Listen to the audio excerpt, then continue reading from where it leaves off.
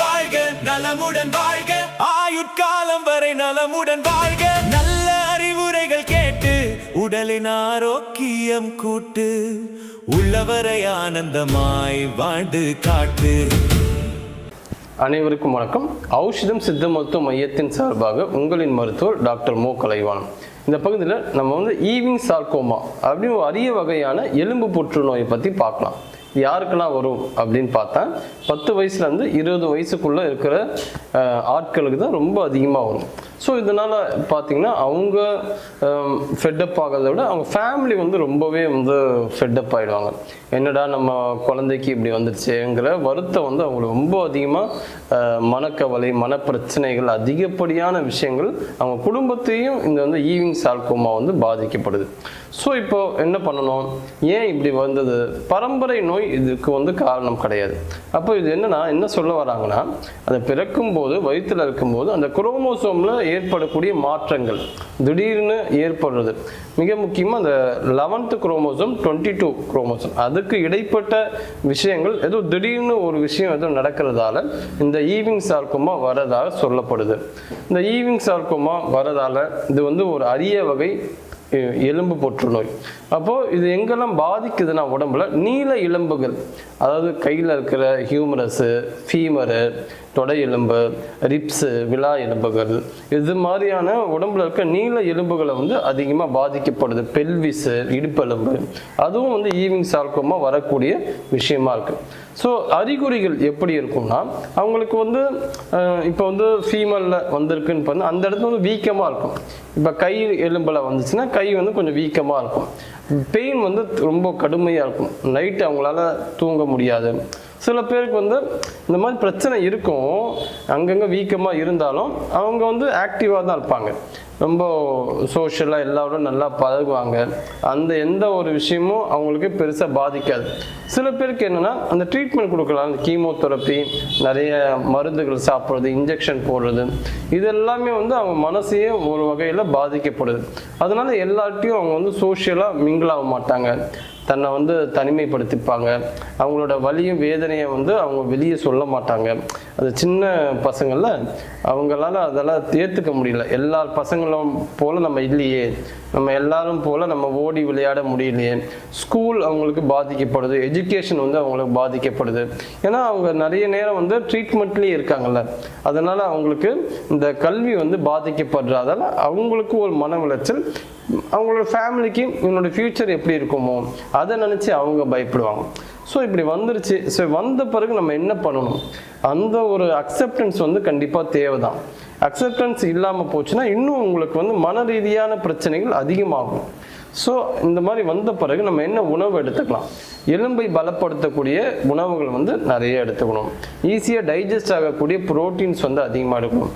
எலும்பை பலப்படுத்தக்கூடிய உணவுகள் முடக்கத்தான் நம்ம தோசையாக செஞ்சு சாப்பிட்லாம்.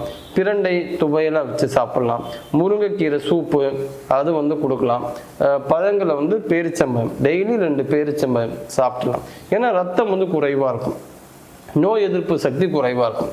பட் டெய்லி ஒரு நெல்லிக்காய் எடுக்கலாம். நெல்லிக்காயில் 6 சுவையும் இருக்குது. அது எடுக்கிறது ரொம்ப நல்லது. வில்வம் எடுக்கலாம். வில்வம் பற்றி ஒரு 4-5 இலைய வில்வத்தை தண்ணியில் வாஷ் பண்ணிட்டு அப்படியே சாப்பிடலாம். வில்வத்தில் பஞ்சபூத தன்மையும் இருக்கும். அப்போது இந்த ரத்த பிரச்சனையான விஷயங்களுக்கு ரொம்ப பெஸ்ட்டு வில்வம் சப்போர்ட் பண்ணும். அது நம்ம எடுத்துக்கலாம். அதே போல் பாசிப்பருப்பு கஞ்சி மாதிரி எடுத்து சாப்பிடலாம். கொண்டைக்கடலை சுண்டல், இதெல்லாம் ஈஸியாக டைஜஸ்ட் ஆகக்கூடிய ப்ரோட்டீன்ஸ். அதிகப்படியான அசைவ உணவுகள் எடுக்காமல் இருக்கிறது நல்லது. மிக முக்கியமாக பிராய்லர் சிக்கனு, முட்டை, இதெல்லாம் அவசியமே கிடையாது. ஏன்னா அது செரிமானத்தை தாமதப்படுத்தும், மலச்சிக்கலை உண்டாக்கும், இன்னும் பிரச்சனைகளை அதிகப்படுத்தும். இந்த மாதிரி ஈவிங் சார்கோமா பிரச்சனை இருக்கிறவங்களுக்கு ஈஸியாக போன் ஃப்ராக்சர் வரத்துக்கான வாய்ப்புகள்லாம் உண்டு. அதனால் கொஞ்சம் கவனமாக தான் அவங்க இருக்கணும். அதுக்கேற்ற மாதிரி ஆசனங்கள் பண்ணலாம். சில ஆசனங்களும் கடினமான ஆசனங்கள் அவங்க பண்ணக்கூடாது. ஈஸியாக நம்ம மூச்சு பயிற்சி பண்ணலாம். நாடி சுத்தி பிராணாயாமம், கபாலபதி, அது மாதிரியான சுவாச பயிற்சிகளை யோகா ஆசிரியர்களோட ட்ரைனிங்கில் பண்ணுறது ரொம்ப பெட்டராக இருக்கும். முத்திரைகள் பண்ணலாம். முத்திரைகள் பிராண முத்திரை, இதுதான் பிராண முத்திரையோட பொசிஷன். அதாவது சுண்டு வரல், மோதிர வரல், கட்ட வரல், இதுதான் பிராண முத்திரையோட பொசிஷன். இது வந்து பிராணசக்தி அதிகமாக உடம்புக்குள்ளே நம்ம கொண்டு வந்து கொடுக்கும். ஏன்னா ஈவிங் சார்கோமா இருக்கிறவங்க ரொம்ப அதிகமாக டயர்டாக இருப்பாங்க. உடல் சோர்வு, மனசோர்வு, இது ரெண்டுமே அவங்கள வந்து அதிகமாக ஆக்கிரமிக்கும் போது இந்த பிராண முத்திரை அவங்களுக்கு ரொம்ப சப்போர்ட்டிவாக இருக்கும். இன்ஸ்டண்ட்டாக நம்ம எனர்ஜி கிடைக்கிறதுக்காக நம்ம சிட்ரஸ் ஃப்ரூட்ஸ் சாப்பிட்லாம். லெமனு, அதே போல் பைனாப்பிள், ஆரஞ்சு, இதெல்லாம் வந்து இன்ஸ்டண்ட்டாகவும் நமக்கு எனர்ஜி கொடுக்கும். அவங்களுக்கு விட்டமின் சி அதில் அதிகமாக உண்டு, அதை நம்ம எடுத்துக்கலாம். மாதுளை பழம், அதை வந்து சாறாகவும் எடுத்துக்கலாம், பழமாகவும் சாப்பிட்லாம். ரத்தம் வந்து ஊற ஆரம்பிக்கும். பூண்டு, இஞ்சி, மஞ்சள், இந்த காம்பினேஷனும் ரொம்ப நல்லது. இப்போ பூண்டு பால்னு ஒரு ப்ரிப்பரேஷன், அதை வந்து ப்ரிப்பேர் பண்ணி நம்ம கொடுக்கறது ரொம்ப ரொம்ப நல்லது. மஞ்சள் பால் நம்ம எடுத்துக்கலாம். ஏன்னா இது எல்லாமே நோய் எதிர்ப்பு சக்தியை அதிகப்படுத்தும். அந்த கேன்சர் செல்ஸை எதிர்த்து போராடக்கூடிய ஆற்றல் வந்து மஞ்சளுக்கு அதிகமாக உண்டு, அதை நீங்கள் நம்ம எடுத்துக்கலாம். இஞ்சியெல்லாம் வந்து பார்த்தீங்கன்னா மேல் தோல் சீவிட்டு சின்ன துண்டு நம்ம எம்டி ஸ்டொமக்கில் சாப்பிட்டுட்டு வந்தால் ஈவிங் சார்கோமாக்கு ரொம்ப நல்லா பெஸ்ட்டாக இருக்கும். ஆசனங்கள் நம்மளால் ரொம்ப போட்டு உடம்பை போட்டு ரொம்ப கஷ்டப்படுத்தாமல் செய்யக்கூடிய ஆசனங்கள் பண்ணலாம். சவாசனம் பண்ணலாம், ரொம்ப பெஸ்ட்டாக இருக்கும். முத்திரைகள் சொன்ன மாதிரி பிராண முத்திரை பண்ணலாம், சின் முத்திரையும் பண்ணலாம். சின் முத்திரை வந்து உடம்புல பிரச்சனைகள் இருக்குது, அது மைண்டை வந்து பாதிக்குது. அதில் வரக்கூடிய டிப்ரெஷன்ஸு, கவலை, பயம், இது எல்லாத்தையும் போக்கக்கூடிய சின் முத்திரை. இந்த சின் முத்திரை மூட்டு கண்களை மூடி தவ பயிற்சிகள் பண்ணலாம். டெய்லி ஒரு 10 நிமிஷம் போதும். தொடர்ந்து தொடக்க நிலை பயிற்சியாளர்கள் 10 நிமிஷம் போதும், அதை தொடர்ந்து பண்ணிக்கிட்டே இருக்கும். கண்களை மூடி உங்கள் சுவாசத்தை கவனித்தா போதும்.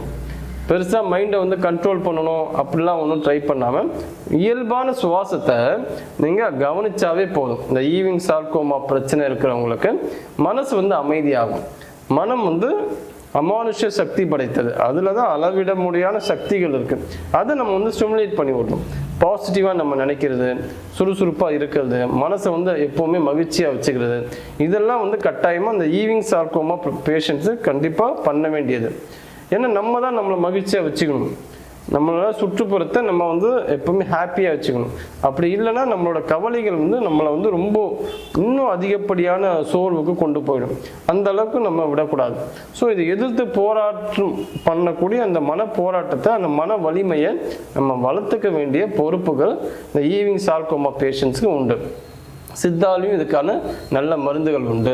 அந்த புற்றுநோய் செயல்களை குறைப்பதற்கான நிறைய மருந்துகள் அவங்களோட நோயாளிக்கு தகுந்தபடி அவங்களோட நாடி பார்த்து அவங்களுக்கு எது அதிகமாக இருக்குது, எது குறைவாக இருக்குது, எந்த மாதிரியான பற்பம், செந்தூரம் எதெல்லாம் அவங்களுக்கு பயன்படும், அவங்களுக்கு ஏற்ற அனுபானங்கள் எல்லாம் தனிப்பட்ட முறையில் அவங்களுக்கு நம்ம அந்த ரிப்போர்ட்ஸ் எல்லாம் பார்த்து மெடிசன் செஞ்சு கொடுக்கும்போது அவங்களோட பிரச்சனையோட தீவிரம் வந்து கண்டிப்பாக வந்து குறையும். சில பேர் கரெக்டான அந்த உணவு கட்டுப்பாடு, அதே போல் வந்து நம்ம எக்ஸசைஸு, இது எல்லாத்தையும் நீங்கள் சேர்ந்து கம்பைன் பண்ணி நீங்கள் பண்ணிங்கன்னா இந்த நோயோட தீவிரத்தை கண்டிப்பாக குறைக்க முடியும். நன்றி, வணக்கம்.